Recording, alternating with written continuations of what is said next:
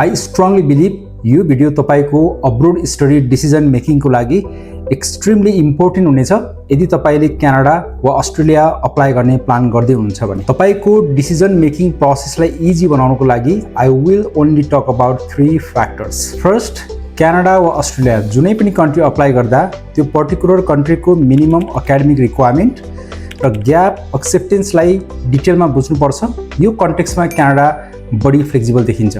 दुवै कन्ट्रीको financial requirement फरक छ। कम्प्यारेटिभली क्यानाडाको धेरै नै इजी र ह्यासल फ्री छ भने अस्ट्रेलियाको केसमा लेन्दी र डिटेलमा प्रपर प्लानिङ गर्नुपर्ने देखिन्छ। Third, in case of visa refusal तपाईको फाइनान्शियल लस बियर गर्ने कपासिटीको बेसमा पनि तपाईले दुईवटा कन्ट्री चुज गर्नुभन्दा अगाडि नै थाहा पाउनुपर्नेछ।